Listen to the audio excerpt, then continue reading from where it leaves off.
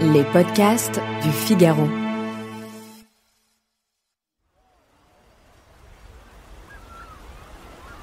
« 300 000 touristes français affluent chaque année sur les côtes de Floride. Mais parmi eux, combien savent que cette ancienne colonie espagnole a été, pour un temps très bref, la terre du roi de France Charles IX, et qu'elle a été le théâtre d'une tragique odyssée à la fois terrestre et navale. Sans doute très peu. Cette aventure oubliée ne figure pas plus dans les livres d'histoire américains que dans les manuels français. La raison en est bien connue des historiographes et se résume en cette fameuse formule « malheur aux vaincus ». Pourtant, une fabuleuse découverte sous-marine pourrait bientôt permettre de combler cette lacune. Tout commence en 2016, lorsque des plongeurs de la Société Global Marine Exploration, qu'on appellera la GME, repèrent de bien curieux vestiges immergés au large de Cap Canaveral.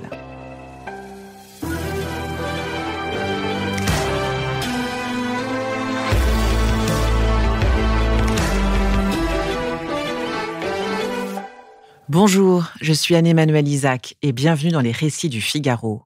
Parce qu'elle nous plonge dans les mystères de l'histoire, les grandes chasses au trésor fascinent. Qu'il s'agisse de trains enfouis dans les entrailles de la Terre ou de bateaux engloutis par les océans, ces traques ont souvent des enjeux importants. Des enjeux de mémoire, des enjeux financiers.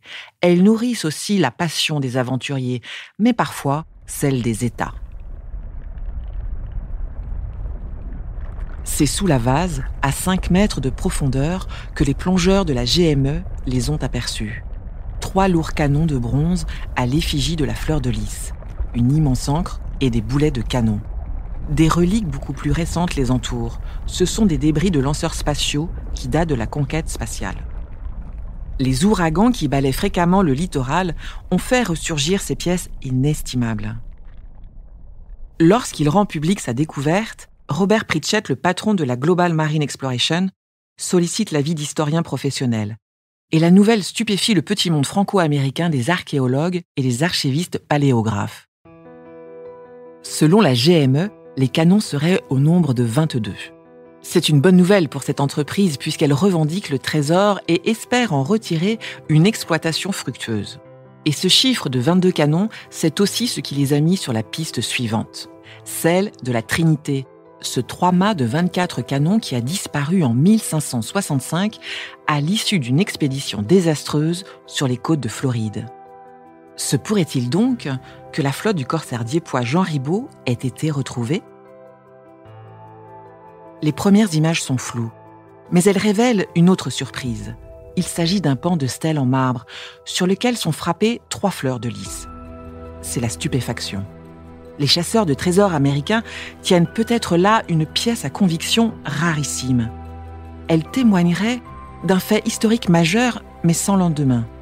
L'implantation d'une colonie française, 70 ans seulement après l'arrivée de Christophe Colomb. Une implantation antérieure à celle des Espagnols sur cette même terre. L'histoire aurait en effet pu être tout à fait différente. La Floride aurait pu suivre l'émergence de la Nouvelle-France et fonder un empire français sur ces terres inconnues. Car à ce moment-là, les Espagnols concentraient leurs ressources sur les Caraïbes et les Anglais n'avaient pas encore eu l'idée de s'intéresser à ces nouveaux territoires de l'Ouest. Parmi la poignée de stèles taillées autour de 1561 pour l'expédition Ribaut, aucune n'a survécu. Et voici que l'une d'entre elles ressurgit des flots, rappelant aux Américains de Floride leurs origines françaises. Car s'il s'agit bien d'elle, la stèle de marbre qui a été retrouvée devant le Cap Canaveral avait un rôle précis. Elle devait asseoir la suprématie du roi de France sur les terres du peuple indien Timucua, et donc contester la suprématie ibérique au-delà de l'Atlantique. L'archéologue marin de Sainte-Augustine, Chuck Mead, s'enflamme. C'est le joyau de la couronne. Il s'agit de la plus ancienne épave de tout le Nouveau Monde, de la pointe de l'Amérique du Sud jusqu'au Canada. C'est l'histoire américaine, celle de la naissance de la Floride. Bref, l'histoire des origines.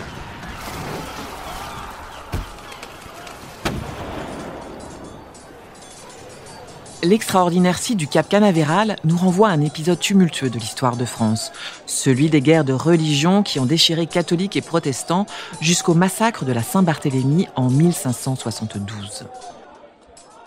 Lorsqu'il est choisi pour s'attaquer à la Floride, Jean Ribault est le navigateur préféré de l'amiral Gaspard de Coligny, le patron de la marine royale. Le but de cette entreprise coloniale était clair, rompre le monopole espagnol sur les richesses du Nouveau Monde. À cette occasion, Ribault fait placer une stèle de marbre à l'embouchure du fleuve de Mai, qu'on appelle aujourd'hui le St. John's River. C'est cette stèle que les Espagnols prendront un malin plaisir à abattre. Il fallait effacer jusqu'au souvenir de la présence française dans la région. Ribault rentre en France. Il veut rendre compte à l'amiral Coligny du succès de son entreprise. Mais quand il débouche dans le port de Dieppe, la guerre vient d'éclater. Elle oppose le pouvoir catholique et ceux qu'on appelle les Huguenots, à savoir les protestants.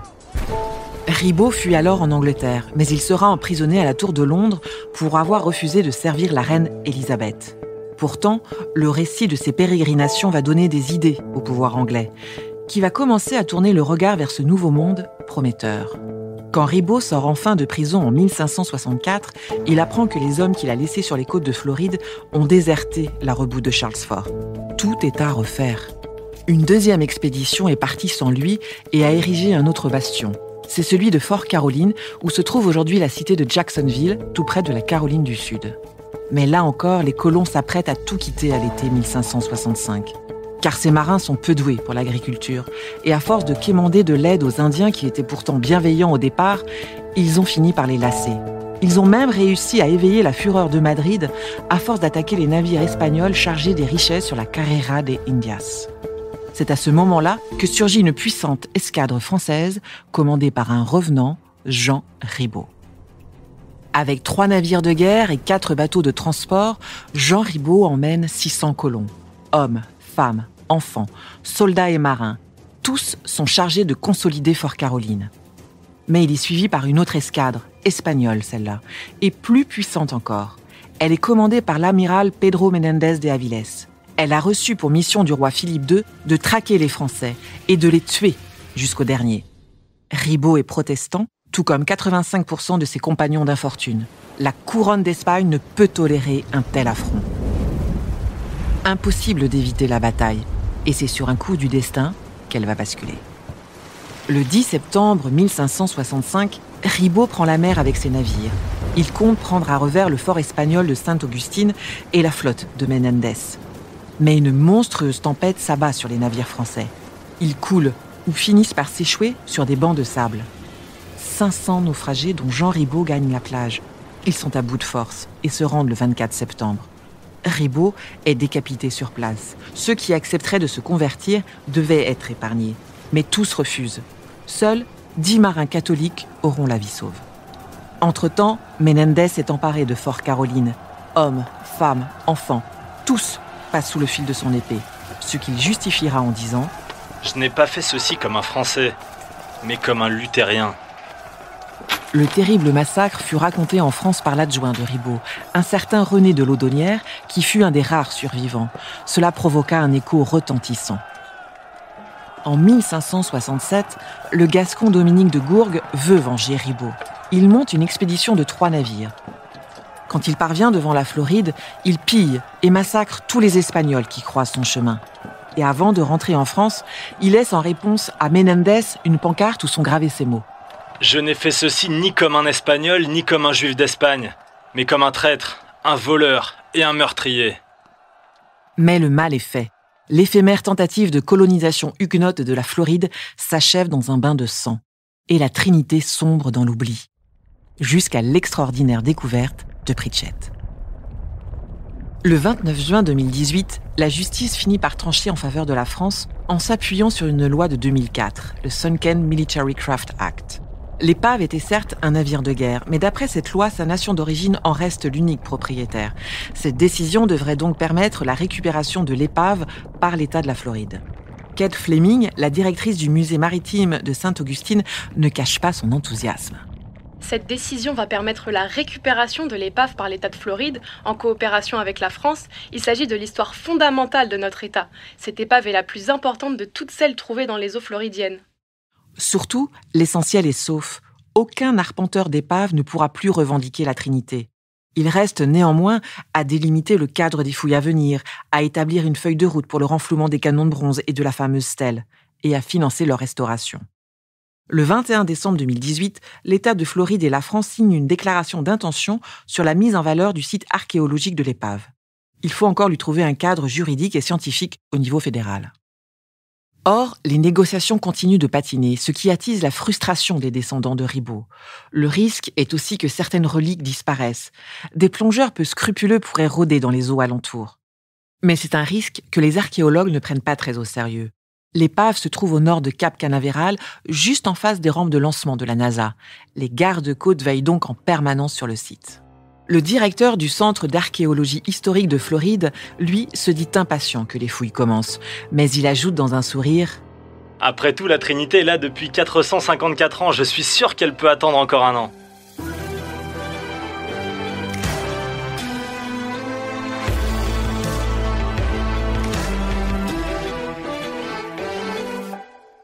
Merci d'avoir écouté cet épisode, le dernier de notre série Les Grandes Chasses au Trésor.